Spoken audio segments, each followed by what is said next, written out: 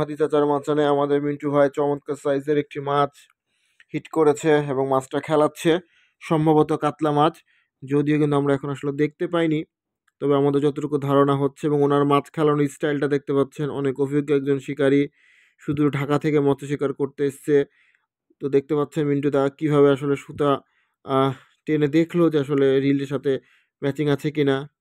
আবার টানতেছে কাতলা মাছ, ভালো সাইজ কাতলা, রাসেল ভাইয়ের পুকুর, নামপাড়া পবা রাজশাহীতে খেলা চলছে। 30,000 টাকার টিকিটে খুব ভালো সাইজের একটি কাতলা মাছ কিন্তু শিকার করছে শিকারি।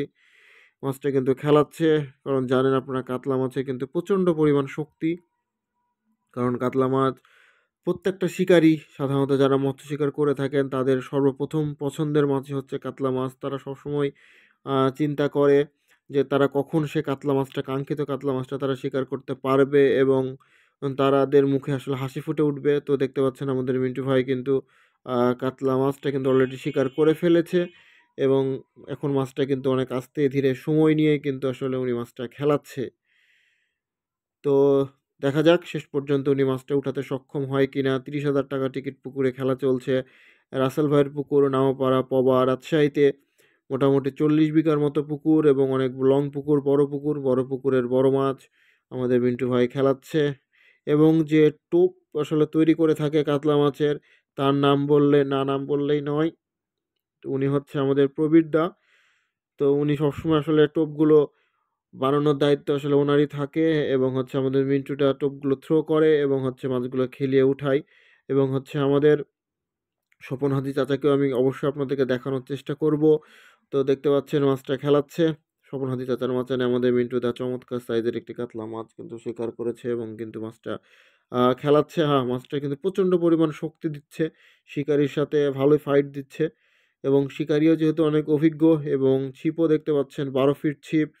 তো 12 ফিট ছিপ দিয়ে আসলে মাছ খেলানো আমার কাছে মনে হয় একটু কষ্টসাধ্যই মনে হয়, কারণ ছিপের অনেক বড় হয়ে যায় ছিপটা। 12 ফিট, আমার কাছে মনে হয় 10 ফিট ছিপটা সব থেকে ভালো। বাট যেহেতু লং পুকুর, 40 বিঘা পুকুরের, আপনি যদি কাতলা মাছ ধরতে চান তাহলে কিন্তু আপনাকে পুকুরের মাঝখান বরাবর টোপটা ফেলতে হবে। তো দেখা যাক। তো মাছ কাছে চলে এসেছে এবং ছাকনা ম্যান কিন্তু রেডি হয়ে আছে ছাকনা করার জন্য। তো যেটা বলছিলাম যে 10 ফিট ছিপ আমার কাছে সবথেকে ভালো মনে হয়। তো যেহেতু বড় পুকুরে 10 ফিট ছিপে লং থ্রো করতে একটু সমস্যা হয়, তো সে কারণে শিকারীরা 12 ফিট ছিপ দিয়ে কিন্তু আসলে থ্রোটা করে থাকে এবং মাছটা খেলায়। তো 12 ফিট ছিপে আমার কাছে মনে হয় একটু আনকমফোর্টেবল ফিল মনে হয়। তো দেখা যাক কীভাবে আসলে, দেখুন ছাকনাটা আ করছে, তো ছাকনাটা এখনো হইল না। তো দেখা যাক, সম্ভবত হয়ে যাবে। মাছ ভেসে গেছে। মাছ কিন্তু একেবারে কাছাকাছি চলে এসেছে। তো দেখা যাক কি হয় শেষ পর্যন্ত। কাতলা, ভালো সাইজের কাতলা মাছ। আমাদের ছাকনা ম্যান কিন্তু রেডি।